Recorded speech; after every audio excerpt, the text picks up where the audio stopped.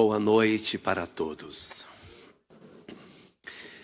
Professor José Raul Teixeira, a sua permissão para falar de doutrina espírita na sua presença, por favor.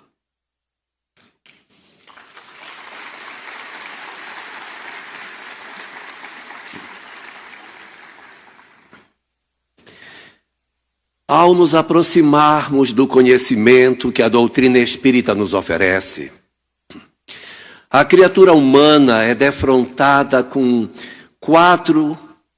5 grandes novidades que se apresentam diante das nossas vidas, que são, na verdade, os 5 sustos que a criatura humana toma ao adentrar no conhecimento que a doutrina espírita nos apresenta. O primeiro dos grandes sustos que nós vamos tomar e que a morte nos traz, esse tipo de informação, é que verdadeiramente a vida não termina no túmulo.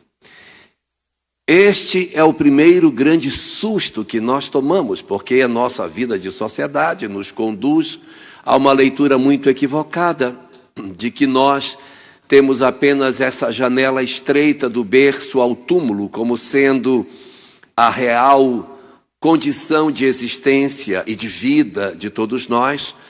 E ao nos defrontarmos com a morte, a primeira das grandes surpresas, o primeiro grande susto que nós tomamos é descobrir que a vida continua.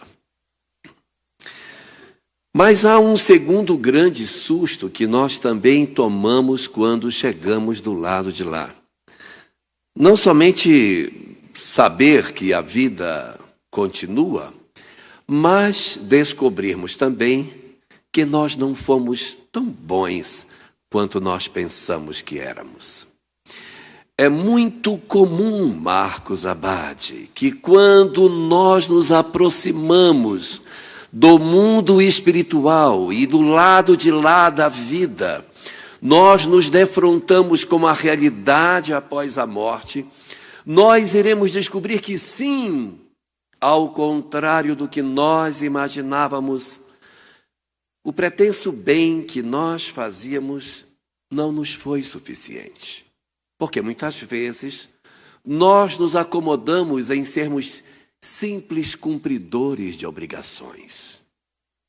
Simples espíritos que nos desincumbimos das nossas responsabilidades sociais, laborais, sem que nós possamos dar um passo decisivo à frente, que é o altruísmo, a preocupação com o outro, característica indelével dos espíritos assinalados por Allan Kardec, no capítulo 2 da segunda parte do livro O Céu e o Inferno, que nos serve de mote para o nosso grande momento da Semana Espírita de 2025, porque a obra está fazendo 160 anos.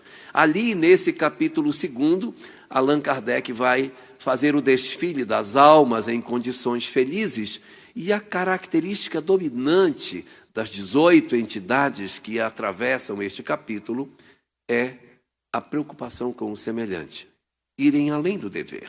E às vezes nós levamos esse grande susto de descobrirmos que cumprir com as nossas obrigações, sermos apenas diligentes com a nossa tarefa, não nos garante a felicidade futura, nos garante a condição de sermos espíritos em condições medianas. Mas há um terceiro susto que nós também tomamos quando chegamos ao mundo espiritual. O primeiro, descobrir que a vida continua. Sim, verdade, um susto grande. O segundo, descobrir que não fomos tão bons quanto imaginávamos que fôssemos. E o terceiro grande susto, não há tribunais de julgamento. Nós estamos acostumados com as doutrinas religiosas que nos falam muito de um tribunal. Desde a época do Egito Antigo havia o tribunal de Osíris, da balança, em que uma pena da deusa Maat era colocada num prato e no outro o coração do faraó, para que se pudesse aquilatar se ele realmente era cumpridor dos seus deveres ou não. A deusa da justiça, Maat, retirava uma uma pena de suas asas, e isso era usado para medir se o coração do faraó era leve.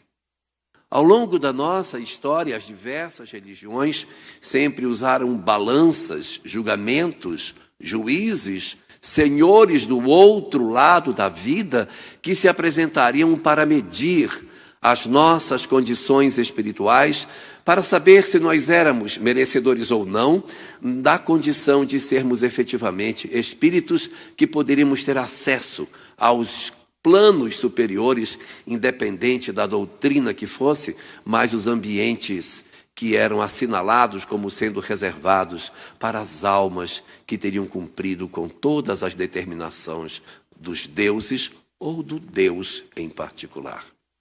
Sim, segundo aquilo que a doutrina espírita nos diz, não há juízes externos, não existirão tribunais para nos julgarmos quando chegarmos do outro lado da vida.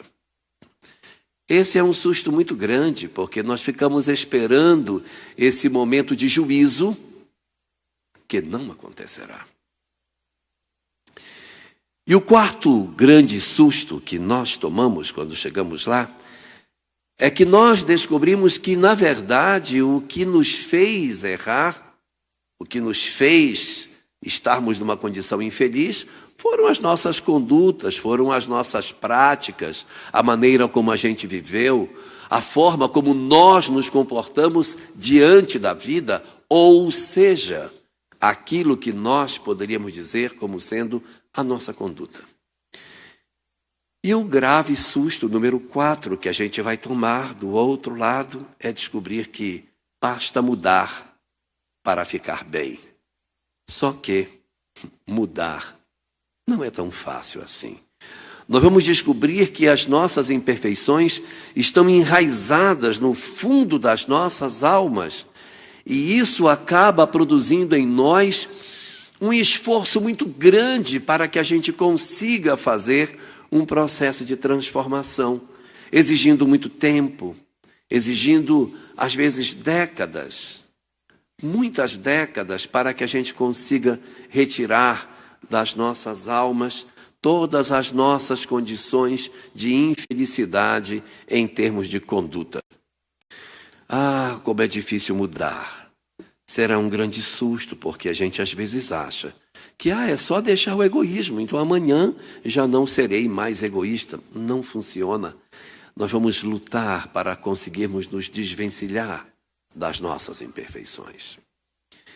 E o quinto e último susto que nós temos, ao lado desses outros 4, é descobrirmos que, além de a vida continuar, além de nós descobrirmos que não formos tão bons, além de descobrir que não existe um tribunal inquisitorial nos aguardando, e de que é difícil realizarmos o nosso processo de transformação, iremos descobrir que a reencarnação será a grande oportunidade pelo esquecimento do passado para que consigamos retornar à vida corporal para desatar os laços que ainda nos prendem às nossas imperfeições. A reencarnação, sim, a grande lei do universo, nos aguarda para que numa nova oportunidade tenhamos a possibilidade de reencetarmos um novo caminho e promovermos a mudança que tanto queremos. O grande susto é que não é tão fácil voltar. Não basta querer. Existem muitas condições que se inserem. E quando descobrimos a complexidade de um processo reencarnatório e das exigências para que um espírito retorne à vida corporal, nós ficamos muito preocupados. Sim, é verdade. Esses sustos são muito típicos nas criaturas humanas que adentram o mundo espiritual e se percebem, de repente, colhidas por essas surpresas, mesmo para aqueles que eram detentores do conhecimento espírita, que se surpreendem com o que sabiam, mas que parece que faltava um quê a mais de convicção das verdades espirituais. E quando nós falamos entre essas verdades, entre esses sustos que nós tomamos, que não existem juízes externos, que não existem julgadores, que não há um tribunal nos aguardando do outro lado da vida, como que isso vai acontecer? Se não tem um tribunal, então nós não seremos, portanto, conduzidos a uma reflexão do que fomos. Como que se expressa a justiça divina, uma vez que diz a doutrina espírita que não existem tribunais nos quais as nossas almas possam ser absolvidas ou sentenciadas a partir das nossas ações, das nossas palavras e dos nossos pensamentos. É preciso mergulharmos nessa verdade espiritual, para que consigamos entender de uma maneira mais clara o que se esconde por trás dessas letras que a doutrina espírita nos empresta, ao nos dizer que não existem tribunais exteriores, que não existem julgadores no mundo espiritual aguardando por nós. Como? Então, se não tem, o que há? O que existe do outro lado da vida para estabelecer esse mecanismo de avaliação das nossas encarnações? O Livro dos Espíritos, na sua questão 621, nos afirma que a lei de Deus está na nossa própria consciência. Sim. É no interior de cada um de nós que está repousando a vontade do Criador.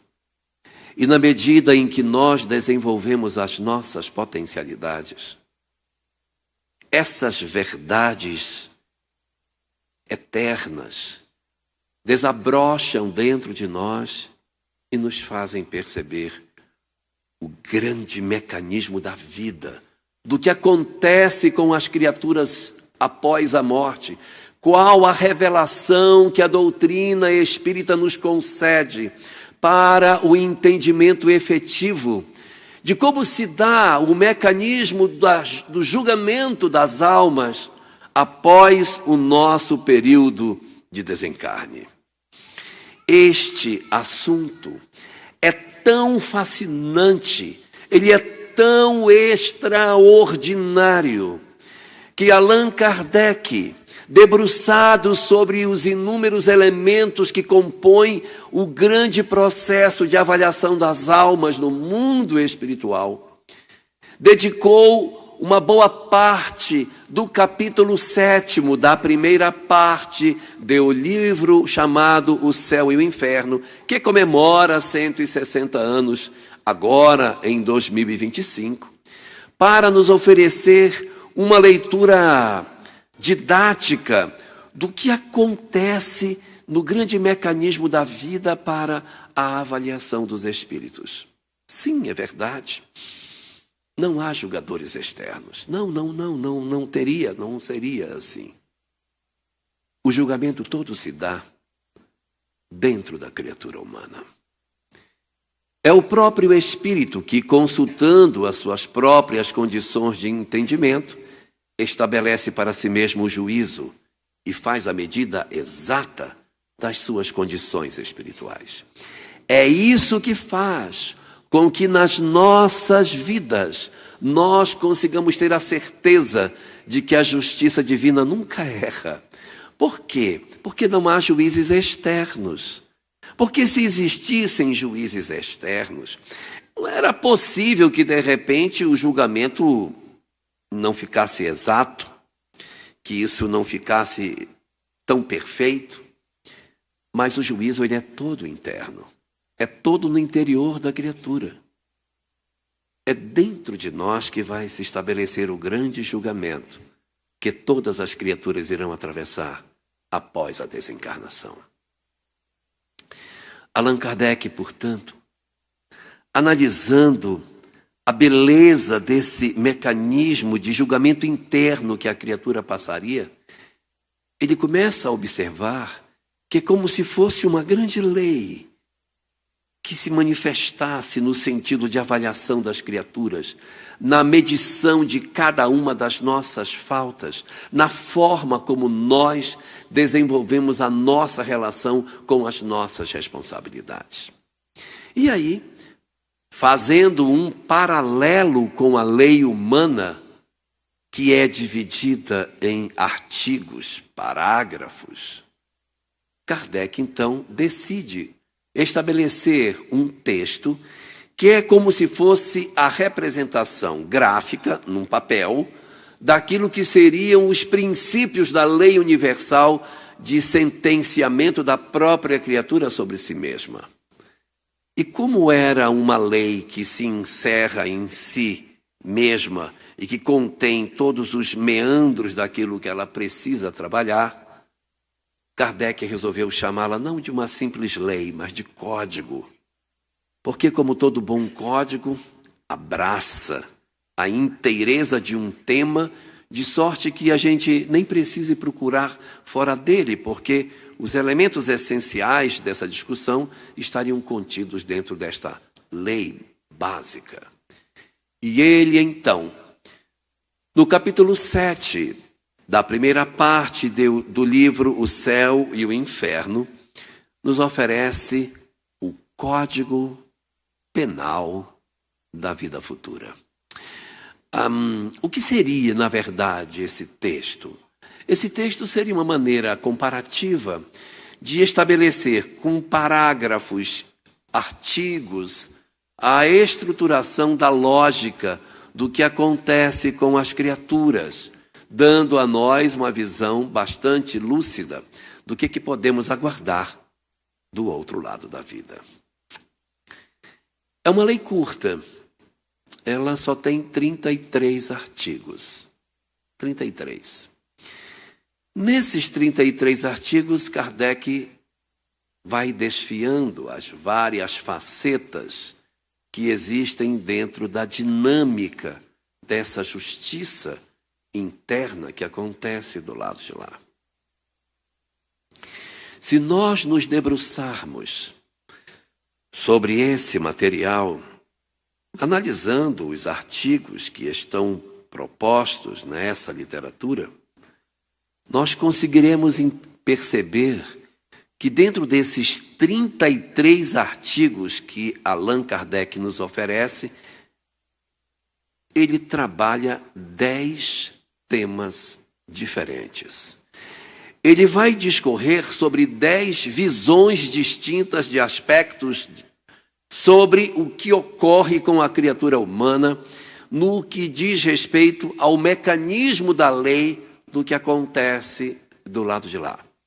São 10 os pontos essenciais que o Código Penal da Vida Futura nos oferece para o entendimento das nossas vidas. O primeiro desses pontos são os pontos que estão contidos nos artigos do primeiro, segundo, terceiro, quarto, quinto artigo e o último. Essa peça desses 6 artigos trabalham fundamentalmente o discorrer sobre esse tópico do Código Penal da Vida Futura. Eles vão falar especificamente sobre uma questão essencial em doutrina espírita, chamada imperfeição e infelicidade. Em síntese, esses artigos vão dizer o seguinte, que a condição de sofrimento da criatura humana do lado de lá da vida decorre das suas imperfeições. De tal sorte que quanto mais imperfeito é o espírito, maior é a infelicidade que ele tem. Se o espírito tem muitas imperfeições, automaticamente ele será conduzido a uma condição de maior número de infelicidades no mundo espiritual. E à medida que ele se desembaraça das suas imperfeições, se ele tem menos imperfeições, ele automaticamente tem uma situação de sofrimento menor. E isso é muito curioso, porque a gente às vezes fica olhando e fica assim, meu Deus, por que infelicidade? Por que sofrimento para nós que somos imperfeitos? Poxa vida, né? como é que é isso? Eu queria tanto ser feliz, e por que Deus não me dá uma felicidadezinha, mesmo eu sendo imperfeito? E há uma lógica, Eli, que às vezes acontece na nossa cabeça. Por quê? Nós dizemos assim: se todo mundo vai ser feliz no futuro, é fato, todos nós seremos felizes.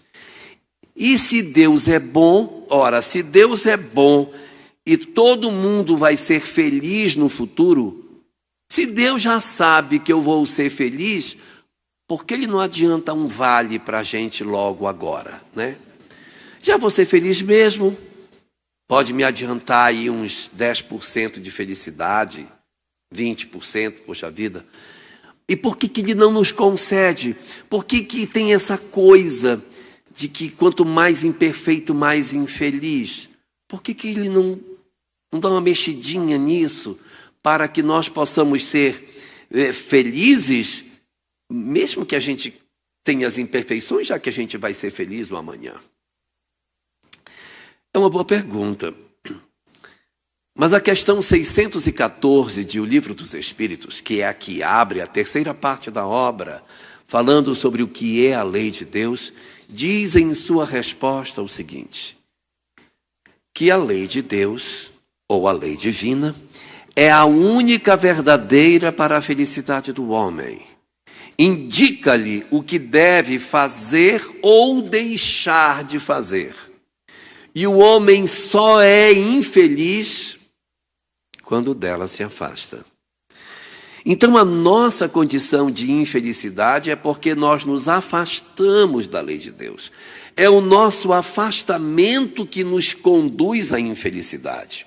Se o meu desejo é ser feliz, qual seria a lógica para que eu fosse feliz? Que eu me aproximasse da lei de Deus. Porque se é quando eu me afasto que eu sou infeliz, é na medida em que eu me aproximo que eu me torno feliz.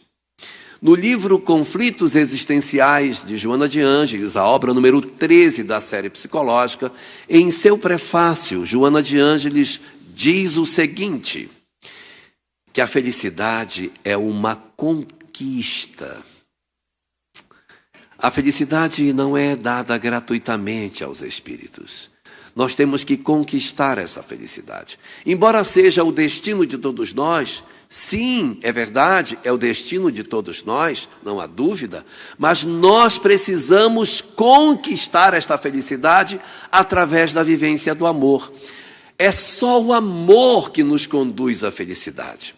Enquanto a criatura humana foge da vivência do amor, foge do perdão, foge dos exercícios de renúncia, de sacrifício, enquanto nós nos escondemos no ressentimento, na mágoa, no ódio, no desejo de vingança, nós consequentemente somos infelizes. Não existe um único espírito em todo o universo infinito que seja feliz sem amar. O amor é a condição inarredável para que nós alcancemos a felicidade.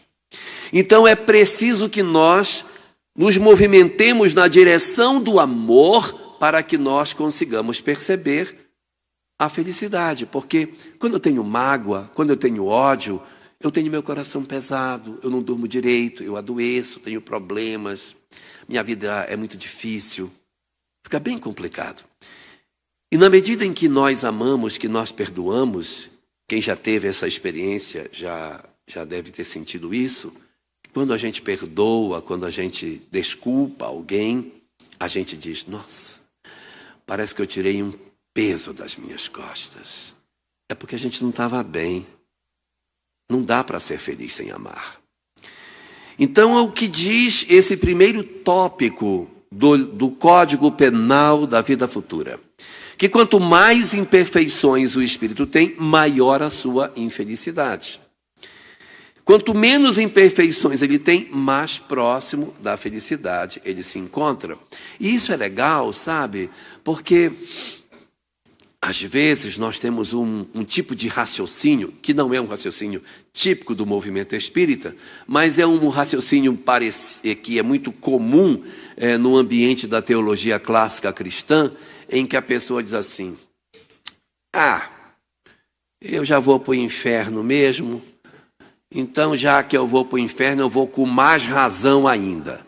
Porque eu já estou perdido, e a doutrina espírita diz: não. Quanto mais imperfeições, mais sofrimento. Então, mesmo que eu tenha me equivocado, que eu tenha cometido erros, que eu tenha tropeçado, o que é bastante razoável na nossa existência terrena, que a gente tenha se equivocado em alguns momentos, isso não justifica que nós joguemos a toalha e desistamos de mudar. Ao contrário, é um sinalizador de que, se eu mantiver só essas imperfeições, o meu nível de sofrimento será menor. Mas se eu me abandonar diante de mim próprio, o volume de sofrimentos que me aguardam após a desencarnação serão evidentemente maiores, porque a cobrança da consciência nos será mais gravosa e, evidentemente, o processo de sofrimento da criatura humana se tornará maior.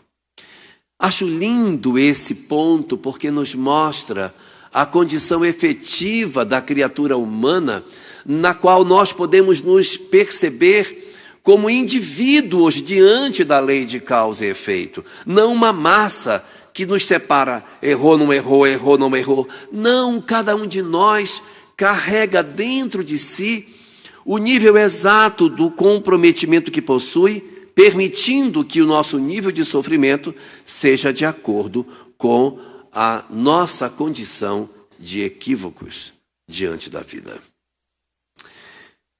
Este é o primeiro dos tópicos que a obra O Céu e o Inferno, capítulo 7, primeira parte, Código Penal da Vida Futura, nos apresenta, nos artigos 1º, 2º, 3º, 4º, 5º e no último artigo que vai fechando esse conteúdo.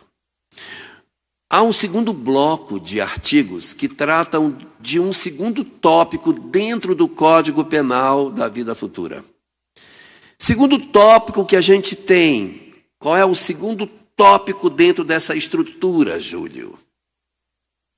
O segundo tópico é o seguinte: chama-se o progresso do espírito e o mal, em que se vai analisar que, tudo bem, eu tenho imperfeições, mas eu não sou um ser em condição estagnada no mundo espiritual. Não sou. Eu sou passível de melhoria no mundo espiritual. E isso é o que mais acontece. O espírito promover uma mudança mesmo do outro lado da vida. Então nós vamos encontrar situações nas quais um indivíduo que desencarnou numa determinada condição espiritual, com um conjunto de imperfeições morais, se do outro lado da vida ele começar a trabalhar, do lado de lá ainda, a desenvolver-se espiritualmente para abandonar determinadas imperfeições que ele tem, o seu nível de sofrimento vai diminuir. Sim, é passível de evolução no mundo espiritual. Nós todos temos a plena condição de desenvolvimento nosso do outro lado da vida. Não é só do lado de cá. Do outro lado de lá, os espíritos também evoluem. Vejamos o caso de André Luiz no primeiro capítulo do livro Nosso Lar e vejamos o mesmo André Luiz no 50º capítulo da obra, já na condição de cidadão do Nosso Lar. Ele não reencarnou e a gente observa uma progressão desse espírito do outro lado. Observemos Camilo Botelho no primeiro capítulo da obra Memórias de um Suicida e observemos Camilo Botelho 52 anos depois, no término da obra, as transformações que ele conseguiu empreender do outro lado da vida, mesmo sem reencarnar. Isso nos traz uma questão. Ora. Se é verdade, como nos diz a questão 76 de O Livro dos Espíritos, que o mundo espiritual é o mundo real e primitivo, que ele é o verdadeiro mundo, que aqui na verdade é só uma ilusão, que nossa vida verdadeira é do lado de lá. Se a vida verdadeira é do lado de lá, E se a gente pode evoluir do lado de lá, tem uma pergunta que se impõe. Se isso é verdade, por que vem? Porque se está lá, pode evoluir lá. Lá é que é o certo, é o mundo real. Por que a gente reencarna? Nós reencarnamos para que possamos avaliar se verdadeiramente a gente mudou. Porque muitos de nós, quando estamos no mundo espiritual, temos uma crença, não, eu já perdoei meu irmão, não sinto mais nada. Não, o que ele me fez, isso aí a gente já conversou, já resolveu. O fato dele ter me roubado a loja, ter levado todo o meu dinheiro, ter me jogado na miséria, ter levado minha mulher e ter levado meus filhos, ter conseguido um laudo para me jogar no manicômio, depois ter conseguido um bolo envenenado com o qual ele me matou, está tudo resolvido, já perdoei, nós estamos muito bem. Será mesmo que estamos bem? Eu preciso investigar o que se passa na profundeza do ser. E às vezes o ego nos engana, e mesmo no mundo espiritual, de cara para a realidade espiritual, a gente pode se enganar. Então o que é que acontece? Os espíritos nos dizem, não, nós precisamos saber o que reside no fundo do seu coração. Aqui você pode até enganar a si mesmo. Do lado de lá a gente vai saber. Porque pelo amortecimento das lembranças, o que de fato repousa na sua intimidade é o que vai aflorar nesta relação. Você vai nascer irmão dele de novo, ele vai ser seu irmão mais velho agora, e você vai ser pobre, não é? E vão viver juntos, vão dividir o mesmo quarto, vão dividir a mesma cama, mesma escova de dente, vão dividir. E vamos ver o que é que vai dar. Se realmente tiver acontecido o perdão, as coisas se organizam. Se não tiver acontecido o perdão, é passível que nós, de repente, descobramos que não era assim tão verdadeiro o perdão que eu concedi. Então, sim, segundo aquilo que o Espiritismo nos revela no Código Penal da Vida Futura, nesses artigos seguintes, que são o artigo 6, 7, 8 e 32, nós vamos ter esse segundo bloco de informação, aonde Kardec vai discutir o fato de que, à medida que eu progrido, eu vou me desembaraçando. E as responsabilidades que nós temos do lado de lá não são só de acordo com o mal que nós fizemos, mas também o bem que deixamos de fazer. Todas essas condições, elas vão pesar na nossa economia emocional.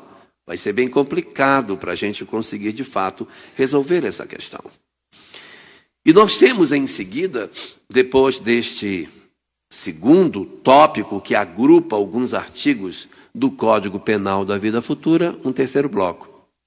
Um terceiro bloco, marcados pelos artigos 9 e 10, 9º e 10º, que são artigos que tratam sobre a necessidade da quitação da dívida. Nós não conseguiremos nos resolver enquanto a gente não, de fato, quitar o que fez. A nossa consciência não vai nos absolver se nós fizermos só metade daquilo que a gente tinha para fazer. Às vezes a gente faz isso em casa, não é?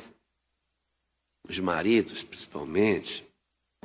A mulher diz para ele, meu bem, dá para você lavar a louça, por favor? E aí ele vai. Ele lava tudo e diz, olha, terminei.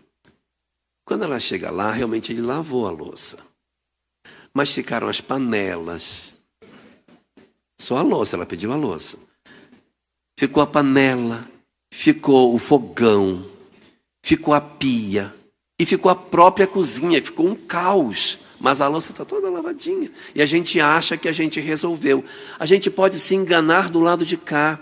Nós podemos nos enganar deste lado da vida. Mas do outro lado da vida, Eulália, a gente só vai conseguir se desatar das nossas imperfeições se nós verdadeiramente nos desembaraçarmos das diversas dificuldades morais que a gente tem.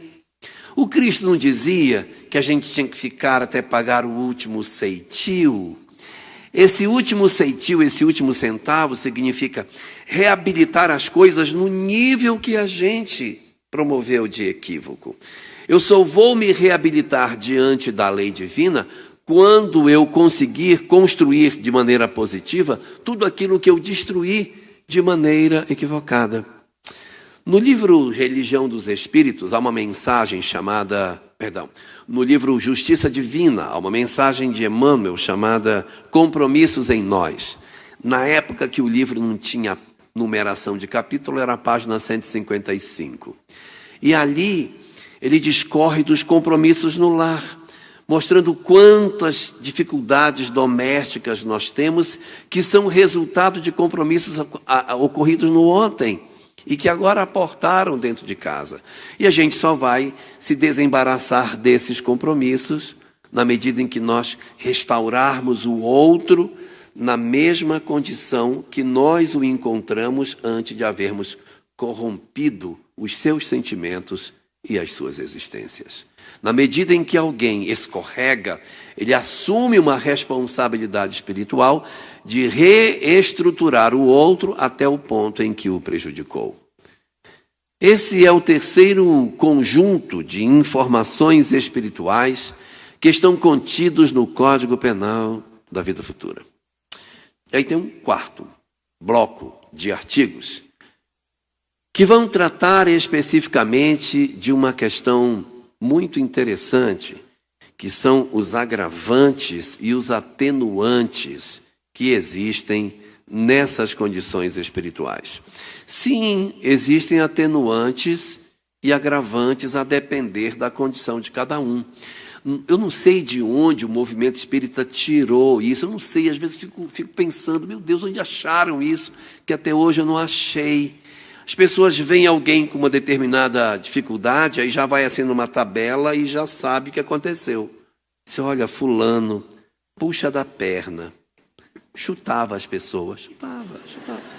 Eu não sei de onde tiram isso, eu não sei, eu queria muito saber, porque isso não é verdade. Isso não é verdade. Existem os atenuantes e os agravantes, e esse pedaço do Código Penal da Vida Futura nos traz uma informação muito interessante. Ele nos diz o seguinte, que uma mesma causa pode gerar várias consequências, assim como uma consequência pode ter várias causas. E a gente fica lembrando do Geraldo Campetti falando que cada livro, o seu leitor. Cada leitor, o seu livro. Então, nós temos ali nessa parte uma compreensão que a gente precisa alargar no nosso entendimento sobre a lei de causa e efeito. Quando alguém, por algum motivo, promove o assassinato de uma outra pessoa, Silvio, isso não significa dizer que obrigatoriamente, esta pessoa matou, vai nascer sem mão. Não, mas ele era pai de família, que vai ser órfão. Então, a gente cria, eu não entendo de onde, um mecanismo de uma lei de causa e efeito rasa, que diz, matou, e ainda tem uns que dizem assim, se ele matou, ele vai morrer. Gente, não tem o menor sentido. Uma mesma causa pode ter diversas consequências.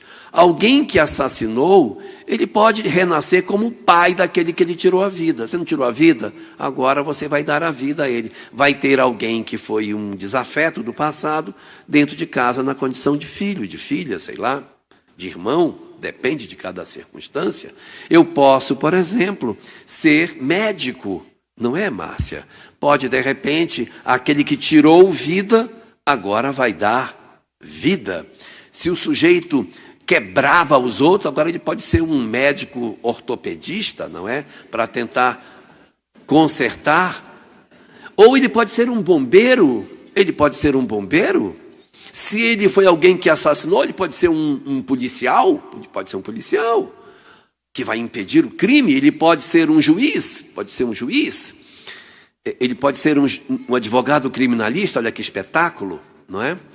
Ele pode ter várias alternativas. Ele pode nascer com alguma sequela física? Pode também, mas isso não é obrigatório, pelo amor de Deus. Não é porque a pessoa cometeu um deslize aqui, que eu já tenho numa tabela, está pregada no centro espírita, que a pessoa vai lá, matou, vai aqui. Não existe isso. Assim como não tem o contrário. Falando é médico, né? Matou muita gente, hein? Também não faz sentido. Nem que o fato daqui me leve a uma obrigatória consequência do lado de lá, e nem que uma consequência me leve a uma obrigatória causa. Nós temos todo um mar de consequências, porque o que é consequência dos nossos equívocos é, na verdade, não isso, mas a experiência que nos sensibiliza, a experiência que nos desperta para a necessidade que nós temos. Portanto, nesse quarto tópico da reunião dos artigos do Código Penal da Vida Futura, Kardec areja as nossas mentes, saindo daquele quadrado dessa lei de causa e efeito bionívoca, que não faz muito sentido que a gente tenha, na medida em que a gente compreende de maneira mais clara o sentido daquilo que seja as nossas existências, para que a gente entenda o mecanismo dessa lei de causa e efeito. E tem um quinto tópico. O quinto tópico, ele fala, já é do artigo 13, o anterior é o artigo 11, artigo 12. No artigo 13 ele fala de um quinto tópico, que é a duração da pena. Um outro ponto espetacular, magnífico, porque nós temos de uma herança, de uma leitura muito mais voltada para a percepção que o cristianismo clássico nos oferece, que a pena é eterna. Fez alguma coisa errada, a pena é eterna. Vai fazer o quê? A pena é eterna. E a doutrina espírita diz, não, a pena não é eterna. E é bonito a duração da pena, acho tão lindo, porque é espetacular, gente. Que a duração da pena não é uma coisa como a gente pensa, mas o que ele fez? Assassinato. Então, aí tem o Código Penal Brasileiro, artigo 121, quantas agravantes tem? Então, vai de 12 a 30, vê as qualificadoras que ele possui, soma aqui as qualificadoras, motivo torpe, mais um pouquinho. Não é assim que funciona no mundo espiritual. Nós não temos uma dosimetria de penas do outro lado no Código Penal da Vida Futura, não é como o Código Penal nosso aqui, da nossa lei de 1940, não é assim. O tempo da duração da pena, sabe quem arbitra? É uma coisa espetacular. Quem arbitra? O próprio Espírito. Acho isso divino demais, porque isso mostra o quanto que a lei divina é perfeita e nunca erra. Por quê? Porque sou eu que vou arbitrar. Aí poderia ter algumas pessoas que, sei lá, de repente, analisando isso, mas então sou eu que vou decidir? Então se eu vou decidir, eu vou dar logo só um ano para mim, já está bom, já vou dar só um ano. Gente, não funciona assim, pelo amor de Deus, porque isso é a lei que está dentro da consciência. Não adianta eu querer dizer, não, eu só me dei um ano e já estou tranquilo, não vai, porque aquilo fica dentro de nós, Dalila, fica dentro de nós. Isso não se desata das nossas almas quando nós achamos que tem que ser, mas sim quando os nossos corações verdadeiramente dizem para nós mesmos, eu resolvi isso. Quando eu me absolvo, porque eu sei o que eu fiz. As outras pessoas podem até achar que sabem, mas eu sei o que eu fiz. Eu sei até onde eu tive paciência e até onde eu não tive. Às vezes as pessoas dizem assim, olha fulano, a mãe dele tem Alzheimer, está numa condição tão sofrida. E ele, com essa mãe dele, ele leva para cá, é tão cuidadoso, gente. Olha, ele leva e traz. Vá ver como é que ele trata. Realmente ele leva e traz. Mas bora, senta, sai, come, engole, mastiga. Ele sabe o que ele está fazendo. A vizinha que fica no portão diz assim: filho maravilhoso, maravilhoso. Mas ele sabe até onde ele foi. Então não adianta ninguém dizer: não fez, cuidou da mãe, foi uma maravilha, cuidou. Ele sabe. Então sou eu que... Esse aqui é o negócio, porque sou eu que sei o que fiz, e a minha consciência não me absolve daquilo que eu tiver praticado. Portanto, esse processo de entendimento sobre como é que se dá a duração da pena, ele decorre fundamentalmente daquilo que a gente já compreende. E aqui eu quero abrir um parêntese para comentar uma coisa que, às vezes, em doutrina espírita, as pessoas falam, que dizem assim: ah, é? Quer dizer, então, que quanto mais a gente sabe, pior fica? Então, eu não quero saber. Então, eu vou abandonar, não quero ler, não quero saber. Ora, gente, é verdade, sim, que quanto mais se sabe, maior é a pressão que a nossa própria consciência faz sobre nós mesmos. É fato, é fato. Só que é o seguinte: o que você prefere para caminhar? Andar no escuro ou andar em plena luz? Porque mesmo que a gente tenha algumas cobranças que acontecem em função do amadurecimento espiritual pelo conhecimento que temos, é notório que o conhecimento espiritual promove em nós uma transformação espetacular das nossas condições de velocidade. A gente consegue fazer muito mais coisa. Nós conseguimos andar com muito mais rapidez quando eu consigo de fato saber aonde eu estou pisando. Quando eu não sei, coitadinho de mim. Quando eu não sei o que é certo, que eu não sei o que é errado, quantas besteiras a gente faz. Mas eu não quero saber para não ser cobrado. Gente, aí fica patinando, avança muito pouco. Então, ainda que nós tenhamos uma cobrança mais efetiva, espiritual por aquilo que fizemos, é claro que nós precisamos promover nas nossas almas um processo de aprendizado para que haja mais velocidade em nós.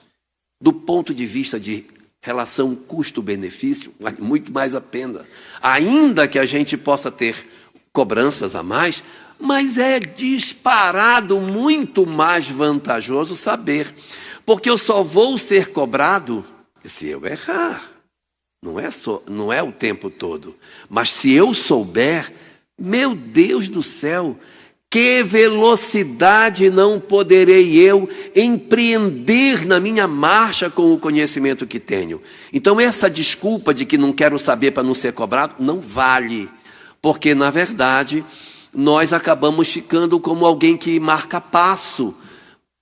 Não marcha, fica marcando passo na mesma posição, sem sair de onde está, com medo de enfrentar a realidade do conhecimento espiritual. Não vale a pena. É muito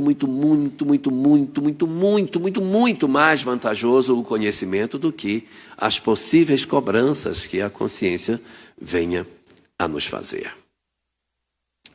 Mas esse é o quinto ponto. Ainda tem mais 5. Vocês podem avisar em casa que vocês vão dormir hoje aqui no centro de convenções. O sexto dos tópicos que nós temos no Código Penal da Vida Futura é o mais conhecido de todos. É o que todo mundo sempre fala. É o que está incluso nos artigos 16 e 17. É o que todo mundo, quando fala, o Código Penal da Vida Futura, aí vai direto no artigo 16, que é onde está concentrada a informação mais sabida daquilo que a gente encontra nessa literatura. É quando fala das etapas da regeneração da criatura, em que Kardec diz que existem 3 etapas para a nossa regeneração. As etapas são o arrependimento, a expiação e a reparação. Só que tem gente que acha que é isso mesmo, que a pessoa se arrepende, expia e repara. Pronto, está resolvido. Não é bem assim, tá? Às vezes a gente arrepende, espia, não repara, a espia, se repara lá na frente. Porque o fato de espiar não significa que reparou. Porque expiação é passar pela experiência que nos devolve para o ambiente que nós nos comprometemos, na expectativa de que nós nos levantemos diante da lei. Mas não tem garantia de que a expiação vai nos conduzir ao êxito. Então, o espírito passa pelo momento do arrependimento em que ele diz: gente, eu não deveria ter feito isso. Eu errei. Preciso refazer o meu caminho. E aí as oportunidades de refazimento se apresentam diante dele. E ele pode efetivamente mudar o curso da sua história. E ele vai expiar. Ele vai ter a possibilidade de experimentar as situações que podem reestruturá-lo emocionalmente. Só que essas experiências não quer dizer que você passou por ela, está resolvido. Pronto, passou, tá bom. Não, fulano, você vai ter que reencarnar numa condição difícil, você vai ter que ter como irmão aquele sujeito que colocou você lá naquele manicômio, que levou sua esposa e seus filhos. Ah, não, tudo bem. Aí ele já expiou, porque ele veio, passou, teve irmão nessa encarnação. Mas, gente, ele teve um irmão, mas eles não se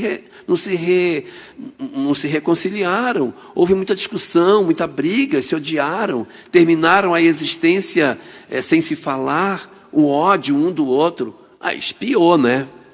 Mas não reparou. Então, se expiou e não reparou, o que vai acontecer? Vai expiar de novo. E se não reparar, de novo. Olha, eu não quero colocar preocupação em ninguém. Mas Deus não está com a menor pressa, olha. Ele não está com pressa. Porque a lei de Deus está na nossa consciência. Enquanto a consciência não disser, está resolvido o problema, repete a experiência. Até resolver. Até resolver. Se não der neste planeta, não tem problema, noutro. E assim a gente vai se desenvolvendo tanto quanto seja necessário. Entre as características dos mundos de provas e expiações, capítulo 3 do livro O Evangelho segundo o Espiritismo, Allan Kardec diz lá que entre as 7 características dos espíritos em mundos de provas e expiações, uma delas é que eles são exóticos. Um espírito ser exótico não significa dizer que ele tem 5 olhos, 3 bocas, não é isso não. Exótico significa de fora. Ou seja, é comum a migração em planetas de prova e expiação. Porque a gente é muito duro, sabe? Aí o planeta amadurece, a gente não migra de novo, amadurece, não migra. Não vai...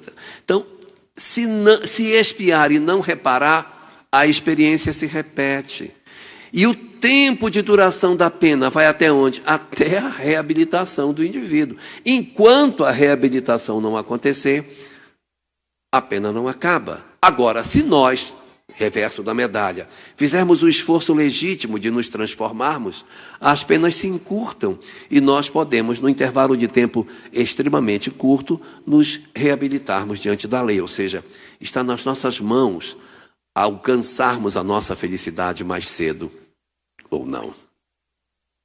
Este 6º ponto é um ponto muito interessante dentro do corpo do Código Penal da vida futura, mas a 7ª das partes que o Código Penal nos oferece também é muito interessante. Ela vai nos falar sobre o local aonde a gente vai expiar. Onde os espíritos irão fazer as suas experiências expiatórias? Ali no Código Penal da vida futura, é dito que a gente expia em 2 lugares. Um deles no mundo espiritual. Ou seja, ali no mundo espiritual, os nossos sofrimentos já podem ser minorados. A gente pode se rever, pode ter experiências para diminuir o nosso sofrimento. E a segunda localização onde a gente também pode experimentar o nosso processo de crescimento é nos mundos inferiores. Ele não fala que é nos mundos superiores. Se a gente tem questões em aberto para resolver, Não vai. Nós temos que ficar nos mundos, Nilson, que são mais voltados para as nossas experiências expiatórias. Nós não conseguimos o ingresso nesses mundos de melhores condições espirituais por conta das nossas dificuldades, por conta das nossas grandes teimosias espirituais. Importa considerar que no livro O Evangelho segundo o Espiritismo, Allan Kardec diz que nos mundos de regeneração ainda tem as expiações. Sim, a gente ainda poderá ter expiações lá, mas não as expiações candentes que nós experimentamos no mundo de provas e expiações, mas é possível as experiências expiatórias individuais, porque não são ainda mundos superiores. Então, nos mundos superiores, quem tem questão em aberto de expiação não acessa. Tem que ficar segregado aos mundos de baixo teor evolutivo para que a gente consiga se desembaraçar. Mas o interessante disso é que nós iremos enxergar pela lente que o Espiritismo nos oferece que nas nossas histórias de vida no mundo espiritual, o local que a gente vai experimentar o desenvolvimento das nossas condições de crescimento são dois. Tanto no mundo espiritual,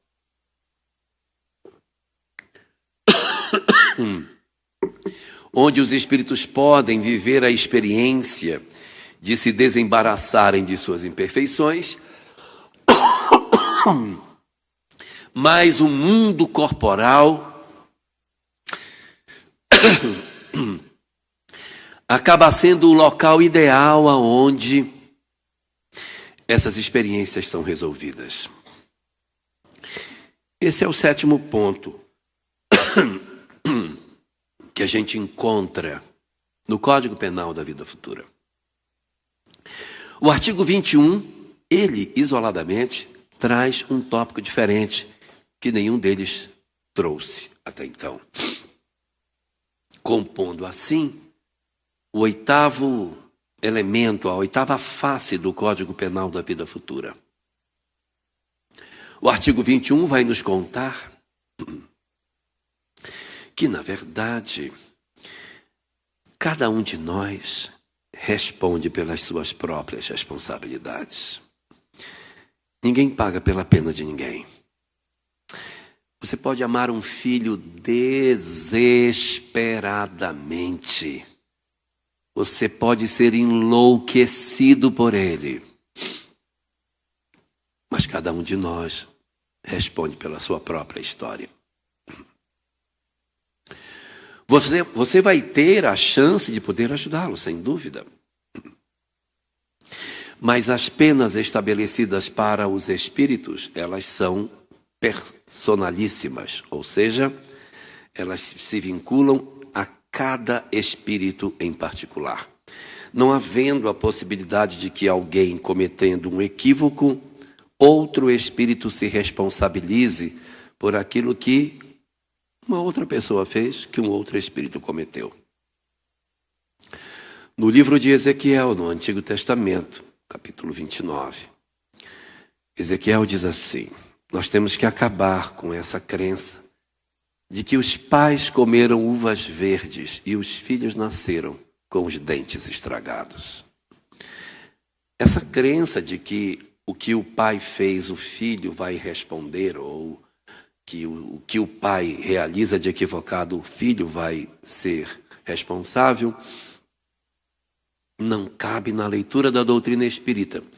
E alguém poderia, de repente, evocar em Êxodo 20, nos 10 mandamentos, uma fala que existe lá, que diz: eu sou o Senhor teu Deus, que puno a iniquidade dos pais nos filhos, na 3ª e na 4ª geração daqueles que me desobedecem.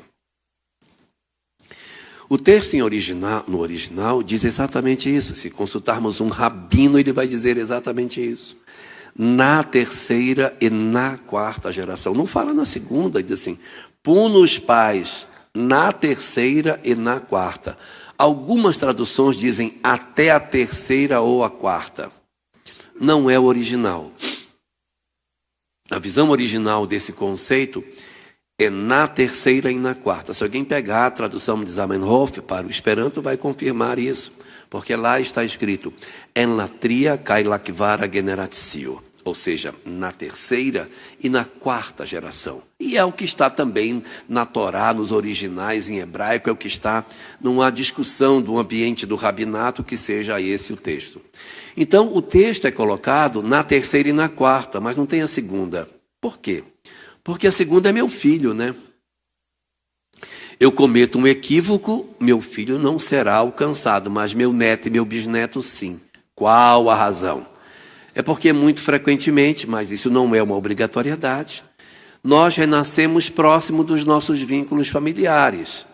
Então a gente renasce às vezes neto de nós mesmos, bisnetos de nós próprios. Não é, Júlio? A gente renasce às vezes dentro da própria família, é um tio-avô, é uma pessoa que fez parte da nossa história, a gente renasceu. Então, a gente renascer como um ancestral nosso não é nada estranho, é plenamente razoável que seja dessa forma. Então, não fere a ideia do personalíssimo, porque se acontecer de alguém ter um neto ou um bisneto que passe por uma experiência semelhante àquela que o avô ou bisavô passou, entende a doutrina espírita que seja o mesmo espírito que, retornando dentro da mesma família, encontra a consequência daquilo que ele mesmo fez, garantindo o que está disposto no artigo 21 do Código Penal da Vida Futura, quando nos estabelece a agudeza da aplicação da pena exatamente naquele que é o responsável pelo ato, sem que outros espíritos sejam responsabilizados por aquilo que acontece. Nona parte, penúltima das partes que a gente tem, é a parte mais larga. Nós vamos ter ali os artigos 22, 23, 24, 25 e 26, trabalhando esses pontos de uma maneira muito detalhada, que são as penas que podem acontecer conosco do outro lado da vida.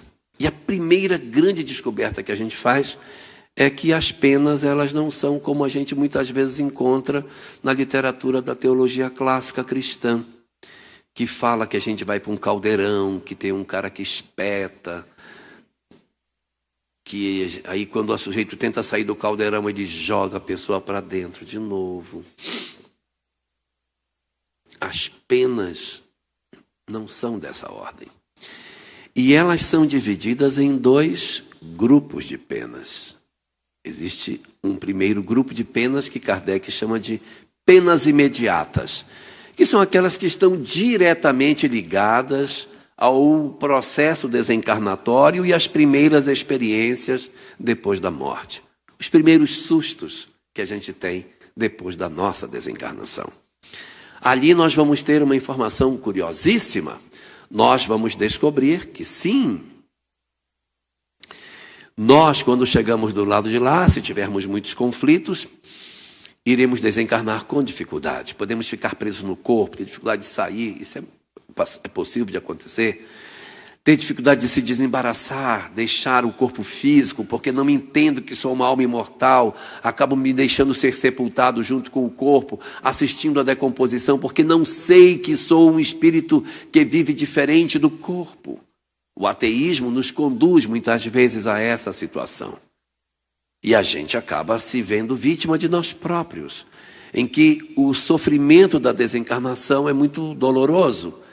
E se segue a isso um período de perturbação, de alienação, de não saber o que está acontecendo, não sei onde eu estou, o que houve comigo, meu Deus, socorro, eu estou perdido.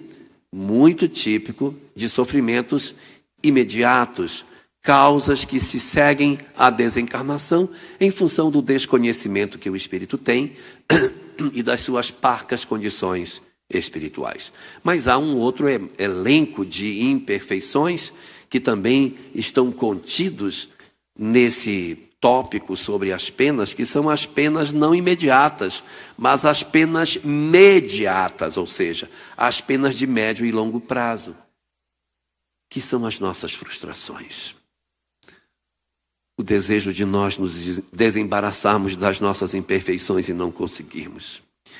Sentir o peso do nosso egoísmo, o desespero do nosso orgulho, a angústia da nossa licenciosidade, da nossa luxúria, os dramas que a gente vai viver por sermos espíritos que não cuidamos das nossas próprias existências, que vivemos distante de tudo aquilo que seria o bem, que seria o belo, que seria a proposta que o próprio Cristo nos ofereceu como referência para as nossas vidas. Sermos almas amarguradas, que vivemos num processo de dor muito profundo, exatamente por havermos nos abandonado a nós próprios durante o largo período da existência, desinteressados das coisas materiais. Sim, haverá muito sofrimento imediato para todos nós, em virtude das dificuldades que a gente pode ter para entender o sentido mais profundo da vida. E o 10º, o mais belo, o mais magnífico de todos os tópicos que o Código Penal da Vida Futura nos revela, está no artigo número 20, aonde Allan Kardec não esqueceu de dizer que nenhum de nós se encontrará desamparado dos seus amores do mundo espiritual. Por maior que seja o sofrimento da criatura humana, nenhum de nós ficará sozinho. Os nossos amores, os nossos amados, nos aguardam na grande fronteira de volta para a nossa grande pátria. Nós podemos rever os nossos filhos que já desencarnaram, de braços abertos, nos esperando. Nossos cônjuges, que nos deixaram experimentar anos de solidão, de viuvez, estarão na porta, aguardando o nosso regresso. Os nossos pais, o colo da nossa mãe, para dizer: vem, filho, já está bom, você está cansado, venha descansar um pouco. E além dos nossos amados, dos nossos espíritos familiares, que fazem parte da nossa história, outros, os nossos mentores, os nossos tutelares também estarão apostos no nosso regresso, para nos ajudar a nossa reinserção no mundo dos espíritos. Nós só não conseguiremos percebê-los às vezes. Quando estivermos muito perturbados, podemos não percebê-los. Mas eles nunca nos deixarão sozinhos. Eles cuidarão de nós.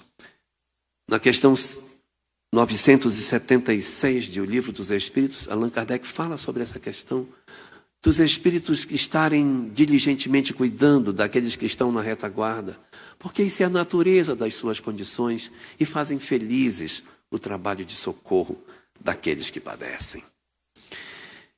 Esse é o magistral Código Penal da Vida Futura.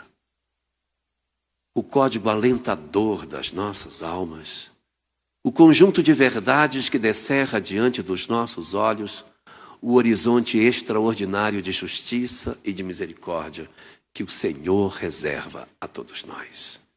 Nós não precisamos esperar pela nossa desencarnação para estreitar os nossos laços com esses que nos aguardarão na grande fronteira. Desde hoje, nos nossos momentos de sonho, em que nós nos recolhemos para dormir, orar para que essa convivência se estreite cada vez mais, é fundamental para que após a nossa desencarnação estejamos plenamente em condições de retornarmos ao mundo espiritual na companhia daqueles que tanto nos amam. Allan Kardec, ávido para deixar a nós essa informação extremamente consoladora, compôs este hino de amor, que é o Código Penal da Vida Futura, para saber que nenhum dos nossos filhos terá pena eterna. Nenhum de nós estará consagrado ao sofrimento. E que, a despeito do que fizermos, os nossos amores nos aguardam para nos dizer: vem, nós te aguardamos com amor, para te dizer que, apesar da morte, nós nunca deixamos de te amar e estamos aqui te aguardando para celebrar a continuidade da vida. Muito obrigado, uma boa noite para todos.